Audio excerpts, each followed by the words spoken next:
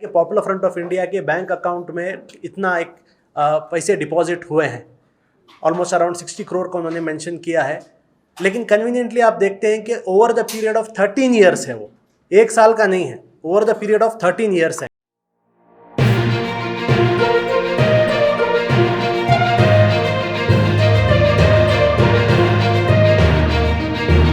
कि कल ईडी का एक न्यूज़ आया था, उनके तरफ से एक स्टेटमेंट आया था कि पॉपुलर फ्रंट ऑफ इंडिया से रिलेटेड 23 बैंक अकाउंट्स को प्रोविजनली अटैच किया गया है।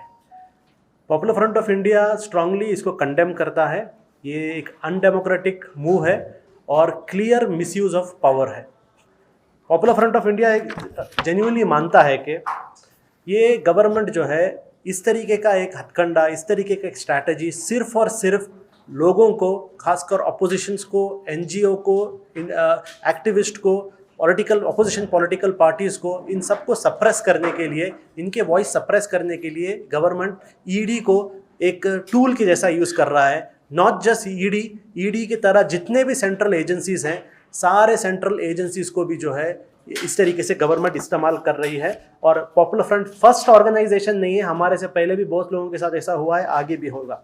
इसमें थोड़े फैक्ट्स आपके सामने मैं रखना चाहता हूं। जैसा आप जानते हैं कि इन्होंने एक नंबर दिया है, फिगर्स दिया है कि पॉपुलर फ्रंट ऑफ इंडिया के बैंक अकाउंट में इतना एक पैसे डिपॉजिट हुए हैं, ऑलमोस्ट अराउंड 60 करोड़ का उन्होंने मेंशन किया है। लेकिन कन्वीनियंटली आप देखते हैं कि over the period of 13 years है, वो एक साल का नहीं है, over the period of 13 years है।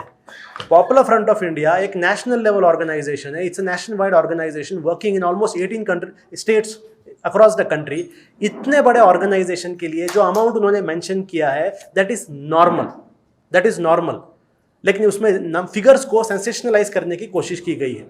उसमें और एक इंपॉर्टेंट पॉइंट भी जो उन्होंने कन्वीनियंटली इसके अंदर मिस कर दिया है कि ये जो डिपॉजिट्स थे, ये डिपॉजिट्स में एक बहुत बड़ा चंक जो है पॉपुलर फ्रंट ऑफ इंडिया के जो कैलामिटी रिलीफ एंड रिहेबिलिटेशन के लिए popular Front of India collection drive करता है। For example, Assam flood, Kerala flood, Tamil Nadu flood, Kashmir flood, Muzaffarnagar rights, ऐसे बहुत सारे जगह में जब ऐसे कोई एक कंट्री में मैन मेड या नेशनल कैलामिटीज आती हैं, popular Front of India carries out collection drive. और उस चीज़ को भी इन्होंने क्या कर दिया है कि एक इस अमाउंट के साथ ऐड कर दिया है और बड़ा एक नंबर सेंसेशनलाइज करने की कोशिश कर दी गई है। एक बड़ी चीज़ यहाँ पर शॉकिंग बात यह है, क्या ये जो नंबर ईडी ने आप लोगों के सामने रखा, मीडिया के सामने रखा, इसमें कौन सा बड़ा इन्वेस्टिगेशन है? This numbers are open numbers that popular front yearly submits to the income tax department. हर साल इनकम टैक्स डिपार्टमेंट में हर एक पैनी को हम लोग अकाउंट करते हैं, हम लोग इनकम टैक्स डिपार्टमेंट में जाके फाइल करते हैं अपना रिटर्न्स। तो ये कोई बड़ा ईडी के इन्वेस्टिगेशन में आने वाला नंबर्स की ज़रूरत नहीं है। ये सेम नंबर्स हैं जो हर साल हम इनकम टैक्स फाइल करते हैं।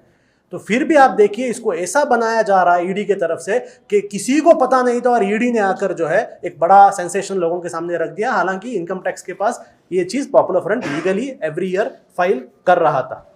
उसके साथ एक very important point we want to bring to your notice is, if you all remember, in 2020 there was reports given to the media by unknown sources in ED that Popular Front of India got 120 crores. All of you might have remembered that. You all asked us many questions that time, that Popular Front को 120 crores आया है as per ED records. अभी ED बता रहा है 60 crore. उसका मतलब क्या है? The same people who said 120 crores are now saying 60 crore. So that means उस टाइम जो रिपोर्ट ईडी सोर्सेज की तरफ से मीडिया को फीड किया गया था, that was fake, fabricated with the only intention of defaming popular front. और आज ईडी का जो स्टेटमेंट आया है कल, वो स्टेटमेंट ईडी के प्रीवियस एलिगेशन को नेगेट करता है। Another thing we want to say that you all cannot blindly believe in what ED is saying, because it was the same ED was giving fabricated and fake inputs to media in 2020, and today they have negated themselves. It's a proof they themselves have their ulterior motive is clear in that. Secondly, इसके अंदर आप देखेंगे same strategy popular front के साथ ही नहीं, amnesty international के साथ भी हुआ, ग्रीन पीस के साथ भी हुआ। उनके भी अकाउंट्स हम देखते हैं फ्रीज किया जा रहा है। और इंडिया में एक ट्रेंड आप लोग देख रहे हैं कि एनी करप्ट पॉलिटिशियन जिसके पीछे बीजेपी आता है, ईडी आता है, द नेक्स्ट मोमेंट वो बीजेपी को ज्वाइन करता है। यानी ईडी को एज अ टूल इस्तेमाल किया जा रहा है even to pressurise politicians to join BJP. A very huge list हमारे पास है, आप लोगों को मीडिया को भी पता है कितने लोग जिनके पीछे ईडी आया था all of a sudden BJP को जाते हैं और वॉशिंग मशीन की तरह क्लीन हो जाते हैं। समझे? बड़े बड़े लीडर्स, बड़े बड़े एमपीज, वो लोगों ने भी इस तरीके का बात ओपनली कहा है। और एक इंपॉर्टेंट पॉइंट आप देखते हैं, क्या इंडिया में बीजेपी के एमपीज पर, बीजेपी के लीडर्स पर करप्शन एलिगेशंस नहीं है? क्या ईडी बीजेपी के पीछे क्यों नहीं जाता? Why is ED not going after BJP leaders? और आप देखेंगे बीजेपी के क्रोर्स एंड क्रोर्स के करप्शन स्कैंडल्स को कन्वीनियंटली ईडी इग्नोर कर रहा है। इसमें एक पॉइंट वेरी क्लियर है कि ED is acting as a tool of the union government led by the BJP to target any voices that oppose the RSS, that oppose the Sangh Parivar or they oppose the BJP policies. There is no doubt in that इसमें last 8 साल में numerous proofs है और even everyone in the country knows. Popular Front of India is being targeted for one major reason is because we have emerged from the marginalized sections. Marginalized section से हम emerge हुए हैं, हमें fund public करता है और from day one we have a policy that as the people are funding us, so our entire funding is transparent, and that is what I said earlier, each and every penny is accounted through our income tax return. That is our credibility and transparency that we have maintained. Popular front को target करने का एक major reason इसके अंदर हमारा uncompromising stand है towards RSS, towards the fascist, towards the union governments anti people policies because of the BJP influence.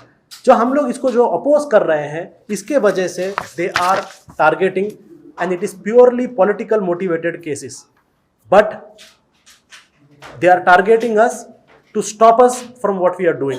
They are targeting us to push us back. But Popular Front would like to say that we will continue our assertive stand. हमारा जो अब तक का stand है, ये stand में कोई भी चेंजेस होने वाला नहीं है. You will see no changes in our assertive stand. We will continue our assertive stand and we will continue our opposition to the evil designs of the RSS. If they think that using such agencies, our opposition, our confrontation to them, to their policies will stop, they are mistaken. It will continue and will continue. Number 2, if they think Popular Front will be intimidated, अगर वो लोग सोच रहे हैं कि Popular Front डर जाएगा ऐसे चीज़ों के अंदर, तो वो भी हम मैसेज देना चाहते हैं कि इस तरीके के हटकंडे से आप हमें डरा नहीं सकते, क्योंकि this is all already predicted. ऐसा हमारे पर होने वाला है. ये कोई बड़ा एक सस्पेंस की बात नहीं है, सरप्राइज नहीं है. हर कोई जानता है कि ऐसा होने ही वाला था. Everyone was just waiting for the time. Even we were anticipating. We knew that there is a strong political decision against Popular Front pending, and we are seeing this decision is part of that. So Popular Front will not be intimidated. हम लोग डरने वाले नहीं ऐसे step से, and we will explore all the legal and democratic options to overcome this hindrance. India still is a democracy. India में अभी भी कॉन्स्टिट्यूशन का राज है. इंडिया के अंदर अभी भी एक इंडिपेंडेंट जुडिशरी है. अभी भी इंडिया के अंदर होप है. और पॉपुलर फ्रंट ऑफ इंडिया जो लीगल ऑप्शंस हमारे सामने मौजूद हैं, जो डेमोक्रेटिक ऑप्शन हमारे सामने मौजूद है, पिछले कई सालों से जब भी हमारे खिलाफ ऐसे ऑपोजिशंस आए हैं, we have been using all our legal and democratic means and we are able to confront them through legal and democratic means. We will continue that. Popular Front of India वापस और एक point भी we want to address to the people of the country. We want to address it to the people of the country who love democracy. जिनको democracy से मोहब्बत है, जो democracy को प्रोटेक्ट करना चाहते हैं. This is time that they should come forward and condemn what is happening with Popular Front. A silence should not be there, because it is pretty clear that it's not an attack only on Popular Front of India. If you have seen पिछले चंद हफ्तों में अगर आप देखेंगे, बहुत सारे opposition parties and opposition leaders के ऊपर भी अगर आप देखेंगे इसी तरीके से अटैक्स हुए हैं.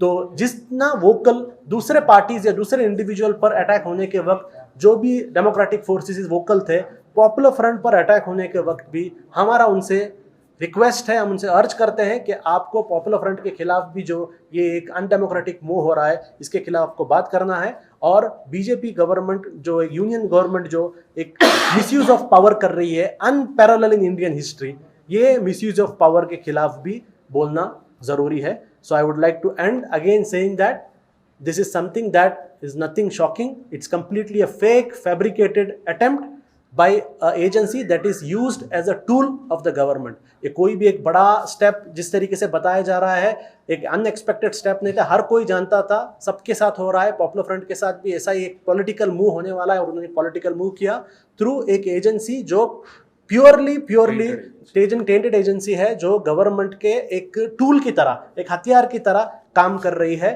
To oppress, to suppress organizations like Popular Front and any other oppositions। और Popular Front will not be intimidated, हम डरने वाले नहीं हैं इन चीज़ों से। हम जिस तरीके से हमारी जो एक स्ट्रगल थी, हमारी एक डेमोक्रेटिक कॉज के लिए हमारा जो स्ट्रगल था, वो स्ट्रगल कंटिन्यू होते रहेगा।